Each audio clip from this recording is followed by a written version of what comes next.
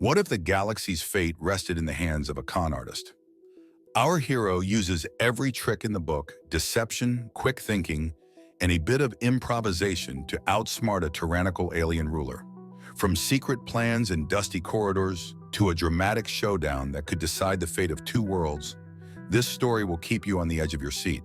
And just wait until you hear about how it all ends. Intrigued? You should be. Jump in and join the adventure. Jack Thornton squinted against the harsh overhead lights of the space station. His hands were cuffed behind him, steely cold metal biting into his wrists. He couldn't help but think, great, another cozy government facility. Just like home. The room reeked of bleach and bureaucracy. Men and women in stern suits and sharper expressions paced around, checking their data pads and muttering in hushed tones. Jack recognized one of them, Senator Harris, a man whose smile never reached his eyes. Harris approached with a calculating glare. "Thornton, we need your help," Harris began, voice as smooth as a snake oil salesman. "Our ambassador has gone missing. We think the Garath might suspect foul play. We need someone with unique skills." Jack smirked, leaning back against his chair. "Skills? You mean lying, cheating, and other morally questionable talents?" Harris's expression didn't change. "Exactly. You'll impersonate Langley at the upcoming summit. Your job is to convince the Garath Collective that nothing is amiss." "Right," Jack said, his tone dripping with sarcasm. "Because convincing a bunch of psychotic lizard aliens that I'm their best friend will be a walk in the park." Ignoring his jibe, Harris nodded to a tech who uncuffed Jack. "You've got the wit. Make it work." Jack massaged his wrists and scanned the room. "All right, so what's the plan if they find out I'm not Langley? Do I just ask them for a friendly game of poker to smooth things over?" Harris's face hardened. "The fate of Earth depends on what you do next, Thornton. Get it right, or many will die." Moments later, he found himself in an opulent chamber, surrounded by Garath dignitaries. Their menacing forms cast long shadows on the metallic walls. Supreme Overlord Krex, a towering figure with scales like burnished armor, sat at the head of the table, his eyes cold and calculating. Jack cleared his throat, summoning every ounce of bravado. "Esteemed members of the Garath Collective, I am Ambassador Langley, here to foster peace and prosperity." Krex's eyes flickered with suspicion. "You seem different, Ambassador. Weak. Humans truly are a malleable species." Jack's mind raced. "Ah, that's just the beauty of human adaptability. We rise to meet any challenge, even when faced with the unique visages of our friends from afar." A low growl rumbled through the chamber. "Friends?" Krex echoed, leaning forward. "Are you suggesting that we, the Garath, see you as equals?" "Of course not," Jack responded with a disarming grin. "We see ourselves as aspiring to your greatness." The tension wafted like smoke, thick and suffocating. Jack resisted the urge to reach for something to steady himself. Instead, he straightened, hoping his weak knees didn't give away his frazzled nerves. "As long as you remember your place," Krex hissed. "Esteemed Ambassador, where is the human ambassadorial insignia?" Jack's heart skipped a beat. Insignia? His thoughts scrambled, then landed on a slim chance. "Ah, it must have slipped off during my arduous journey here. Forgive the oversight." Krex's penetrating gaze lingered for far too long. "Very well," he finally said. Jack knew he wanted a reprieve, nothing more. He excused himself and stumbled out of the chamber, shaken but intact. Outside, he found Zara Levin waiting, a peculiar woman with piercing eyes and an enigmatic air. "Dr. Levin, I presume?" Jack asked, extending a hand. "Let's cut the pleasantries," she said, scrutinizing him. "Langley mentioned you'd be unconventional." Jack chuckled darkly. "Unconventional is my middle name. Now how about a drink before I inevitably get vaporized?" Zara's lips twitched into a reluctant smile. "You might just survive this, Thornton, but only if you listen carefully." Jack nodded, feeling a strange mix of hope and dread. "Well then, let's make history, or die trying." As Jack followed Zara down the dimly lit corridors, the weight of his task settled on his shoulders. In the days ahead, he'd need every ounce of his cunning and charisma to navigate this lethal game, because in space, no one can hear you bluff. Jack's quarters on the space station were, to put it mildly, Spartan. A narrow bed, a small desk, and a single chair. He paced the small room, muttering to himself, "Sure, Invite me to interstellar diplomacy and give me a broom closet to stay in. Classy. The door buzzed open and Dr. Zara Levin stepped in, her eyes gleaming with a mix of excitement and worry. Jack, we've got a problem. Why, Dr. Levin, I thought everything was going swimmingly, Jack quipped, throwing himself onto the bed. What's the crisis du jour? Zara sat on the edge of the desk, glancing around warily before speaking. There's been chatter. The Garath don't believe you. They think something's off. Jack's humor faded. He sat up, focusing on her words. And we care because? If they suspect you're not Langley, they'll kill you. Slowly, I might add. Ah, lovely. And here I was worried they'd just rip off my head, Jack mumbled, forcing a grin. So what's our play? We need to make them believe you unequivocally, Zara said. Langley kept a journal, a digital log of his dealings with the Garath. If we can get our hands on it, you can use it to back up your story. Jack raised an eyebrow. A bit of light reading for bedtime? Sounds like fun. Where is it? It was last seen in his quarters, but security's tight. You'll have to be subtle. Jack laughed, a deep, sardonic sound. Subtlety is my middle name, right after unconventional, remember? Later that night, Jack slipped through the dim corridors, mind buzzing with a mixture of fear and excitement. He reached Langley's quarters and, with a skill set honed by years of less-than-legal activities, bypassed the security lock with ease. Stepping inside, he scoured the room, eventually finding the journal tucked behind a false panel in the wall. Bingo! The door slid open behind him. Jack froze, heart pounding. He spun around to face Commander Zyrax, whose eyes narrowed with suspicion. Ambassador Langley, what are you doing here? Zyrax's voice was a low growl. Jack thought quickly, clutching the journal behind his back. Commander, just reminiscing. Langley loved this room. It was his sanctuary. Zyrax's eyes flicked to the journal. What's that? Oh, this? Jack waved it dramatically. Just a personal memento. Langley's journal, full of optimistic drivel and diplomatic nonsense. Thought I'd reminisce a bit. Zyrax's gaze was unreadable. Langley was weak. Do not display his inadequacies. Oh, I wouldn't dream of it, Jack replied smoothly. I'm merely, gathering insights to better serve our strategic interests. Zyrax's eyes bore into him for a moment longer before he brusquely nodded. Very well, be quick about it. When Zyrax left, Jack let out a slow breath. That was close, he muttered, slipping the journal into his jacket. Back in his quarters, Jack flipped through the journal, the pages filled with Langley's detailed notes on the Garath's culture, politics, and military strategies. He marveled at the man's foresight. Langley, you paranoid genius. The next morning, Jack strutted into the negotiation chamber, journal in hand. Supreme Overlord Krex was already there, flanked by his advisors. Jack took his seat, the air thick with anticipation. I have been reading Langley's journal, Jack began, spreading it open for effect. I see now how much effort he put into understanding your people. I intend to do the same. Krex's eyes narrowed. And what do you understand, human? That you value strength, honor, and intellect, Jack said confidently. Qualities I see in abundance within the Garath. A murmur rippled through the room. Jack's pulse quickened. Langley believed in a mutual respect, a partnership, one that could benefit both our species. I share that vision. Krex sat back, his expression inscrutable. Words are easy, Langley. Prove that our trust is well placed. Jack met Krex's gaze with steely determination. Trust isn't given, it's earned, and I intend to earn it, no matter the cost. For the first time, Jack saw a flicker of something in Krex's eyes, perhaps a glimmer of respect. He knew this fragile charade could collapse at any moment, but for now, the game continued, and Jack was determined to play it to the end. As he left the chamber, Zara caught up to him, her face a mixture of relief and exasperation. You're pushing it, Thornton. He smirked, his dark humor intact. That's the fun part, Doc. Now let's make sure this house of cards stays up a little longer. Jack stood at the window of his quarters, staring out into the abyss of space.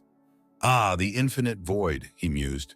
Just like my high school guidance counselor said my future would be. A soft beep broke his thoughts. Dr. Levin had arrived, looking more composed but no less intense. Jack, we need to talk strategy, she said, taking a seat at the desk.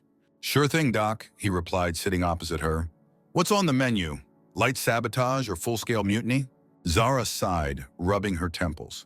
There's more to Langley's disappearance. I'm convinced it's tied to a rogue faction within the Garath. If we can prove it, we might shift the balance of power in our favor. And here I thought we were the only ones with internal sabotage issues, Jack said, grinning darkly. So who do we rope in for this wild goose chase?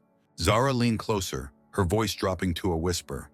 We need to reach Counselor Vrax. He's rumored to be at odds with Krex's faction.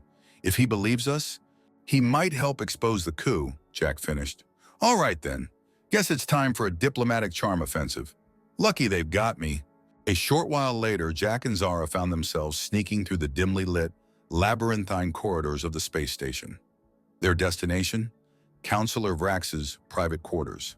With careful precision, they made their way past several Garath guards, whose vigilance was fortunately dulled by routine.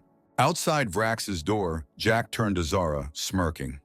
Time to put on my best I'm definitely an ambassador face. He pressed the chime and waited. The door slid open, revealing Vrax, a semi-regal figure with eyes as sharp as a hawk's. Ambassador, Dr. Levin, what brings you to my quarters at this hour? Jack stepped forward, his demeanor meticulously composed. Counselor Vrax, we need to speak urgently about Ambassador Langley's disappearance and the Garath power dynamics. Vrax's eyes narrowed, but he stepped aside, motioning them in. Speak quickly. Inside, Jack noticed the room was adorned with artifacts. Clearly, someone of Vrax's status enjoyed displaying his wealth and influence. Jack threw a quick glance at Zara before launching into his pitch. Counselor, I've been reading Langley's journal. It speaks highly of you and your disposition towards peace. Langley was a fool, Vrax replied coldly, but an earnest one. Indeed, Jack continued, and it's that earnestness we now rely on. We have reason to believe a rogue faction is behind his disappearance. They're undoubtedly trying to destabilize our negotiations. Vrax scrutinized Jack, his gaze piercing. These are serious accusations. Zara interjected. Counselor, Langley's journal contains detailed notes about his meetings, his observations. If we can cross-reference them with recent events, we might find evidence. Vrax turned toward one of the artifacts on display, a contemplative expression crossing his reptilian features. If what you say is true, it could alter the course of our alliance. Jack's smirk returned. So are you in, Counselor? Planning a tiny coup might just be the highlight of your career. Vrax nodded slowly. Very well, I'll look into it. Until then, proceed cautiously. Krex must not suspect. With a quick exchange of subtle signals, Vrax moved to contact his trusted aides, while Jack and Zara slipped back into the uneasy labyrinth of the station's underbelly. As they made their way to safety, Jack couldn't resist leaning over to Zara. Well, he didn't torch us on the spot. That's progress. Zara gave him a wry smile. Don't get too comfortable, Thornton. We're far from out of the woods. Jack nodded, his dark humor masking a gnawing worry. Oh, I'm very aware. Just making sure we enjoy the scenic route while we're at it. Back in the relative security of their quarters, Jack let out a long breath. They had a tentative ally, and now a slender thread of hope in unraveling the labyrinth of conspiracies. Turning to Zara, he saw the same flicker of determination in her eyes. Let's get to work, she said. Jack grinned. To victory or a spectacular demise, he declared, raising an imaginary glass. Either way, it'll be one for the history books. Jack paced the confines of their makeshift command center, an abandoned storage room they'd converted for their clandestine operations. He tried to shove aside the rising tide of anxiety. Nothing like plotting a revolution from the janitor's closet, he muttered. Zara, meticulously organizing a series of files on her portable holodevice, shot him a stern look. Focus, Jack. Vrax has found something. We just have to survive long enough to use it. Their comlink crackled to life. Vrax's voice came through, tension palpable even over static. Thornton Levin, I have secured evidence of the faction's involvement. Krex is implicated, but we must act quickly. Meet me in Sector 12. Jack grinned, though his stomach churned. Sector 12.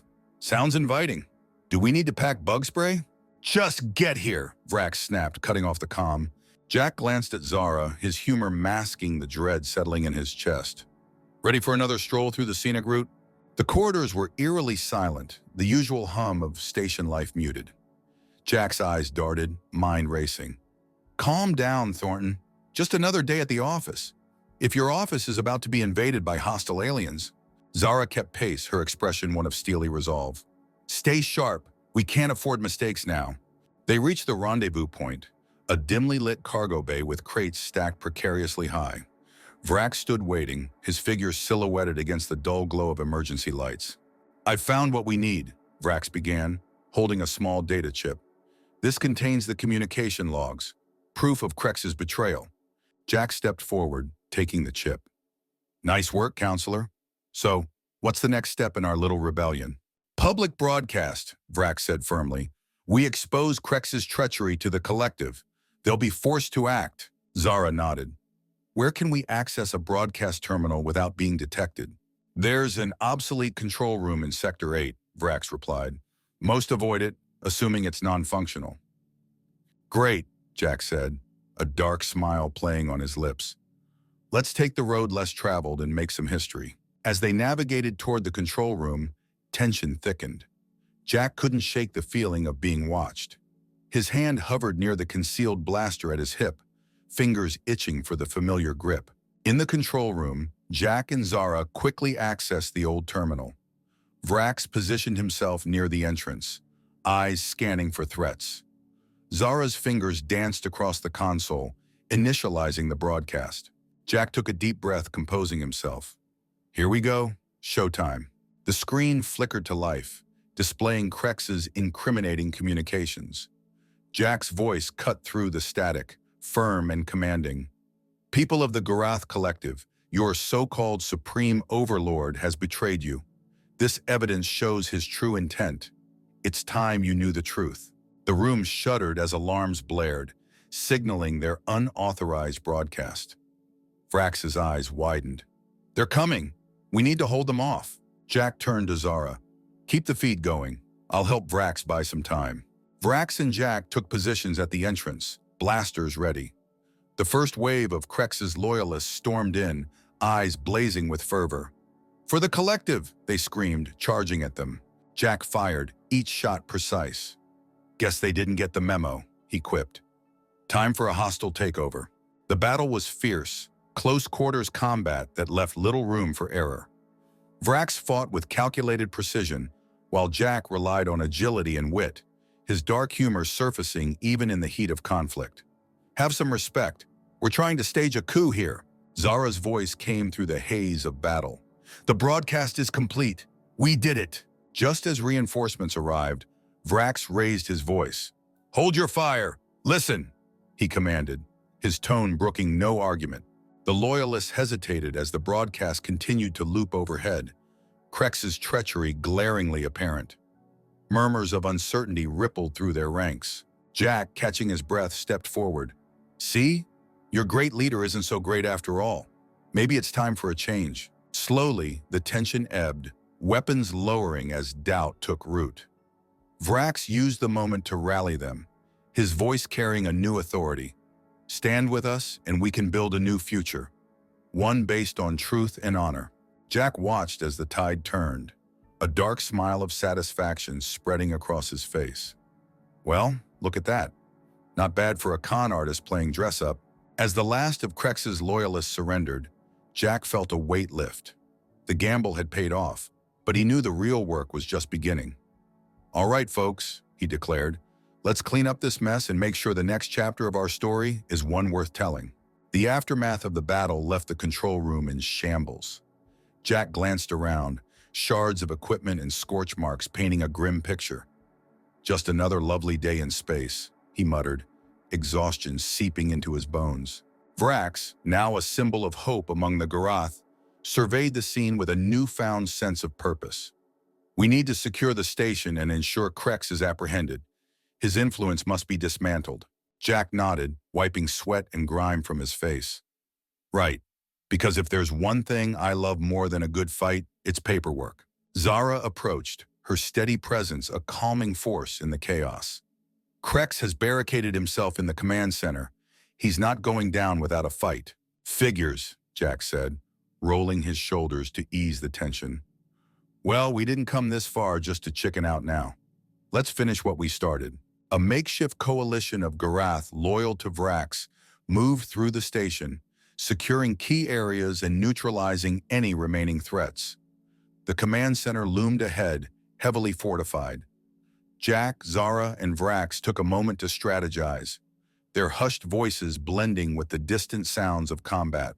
"Breaching the center won't be easy," Vrax said, his tone grave. Jack's dark humor flared. "Good. I hate things being easy. Makes me worry there's a catch." Using stealth and precision, they approached the command center's entrance. Jack's heart pounded as he prepared to breach the door. Ready for the grand finale? The doors blew open with a deafening roar, smoke and sparks filling the air. Inside, Krex stood, a towering figure of anger and desperation. "You dare challenge me? I am the rightful leader." Jack stepped forward, blaster raised. "Maybe you were, but times are changing, Krex, and so is your regime." Krex lunged, his movements a blur of deadly intent. Jack fired, each shot narrowly missing as he dodged Krex's powerful strikes. "Damn, you're fast for someone so scaly," Jack muttered, sweat trickling down his temple. Zara provided cover fire, her precision unmatched. Vrax used his tactical prowess to flank Krex, forcing him into a corner. "This is over, Krex! Surrender!" Krex snarled, his eyes wild. "Never! I will not bow to traitors and weaklings." Jack's mind raced, searching for a weakness. In a flash of insight, he noticed Krex favor his left side, a slight limp betraying an old injury. Jack smirked. "Gotcha." With a surge of adrenaline, Jack exploited Krex's weakness, delivering a series of blows that brought the alien leader to his knees. "Looks like your reign of terror has hit a snag, Krex." Breathing heavily, Krex glared up at them. "You cannot win." Vrax stepped in, his voice cold and resolute. "It's over, Krex. You've lost." He signaled for the Garath loyalists to secure Krex. As they bound Krex and led him away, the tension finally ebbed, leaving a stunned silence in its wake. Jack let out a shaky laugh, turning to Zara and Vrax. "Well, that was fun. Let's never do it again, all right?" Zara chuckled softly, relief evident in her eyes. "Agreed." Vrax extended a hand to Jack. "You've done a great service to both our people. The Garath will remember this day." Jack shook Vrax's hand, a sense of accomplishment radiating through him. "Glad to hear it. And hey, if you need a part-time con artist turned diplomat, you know where to find me." With the command center secured, the new alliance between humanity and the Garath began to take shape. Jack stood on the observation deck, gazing out at the stars. "So this is what heroism feels like," he mused, a wry smile playing on his lips. Zara joined him, her presence a comforting constant. "You did good, Jack. We couldn't have done this without you." "Just don't make a habit of needing my services," Jack replied, his tone teasing. "I was kind of enjoying my life of crime." Zara shook her head, smiling. "Somehow I think you'll find a way to stay busy." As the station's inhabitants worked to rebuild and move forward, Jack felt an unfamiliar sense of belonging. He'd played a part in something greater than himself, and for once, his dark humor wasn't a shield, but a badge of resilience. "All right, space," he said to the void. "What's next on the agenda? Something a bit less explosive, hopefully." With Zara by his side and the future before him, Jack knew one thing for certain. He was ready for whatever came next. After all, in the vastness of space, there was always another adventure waiting, another story to be written, and for the first time, he was eager to step into the unknown, armed with nothing but his wit and an unyielding spirit.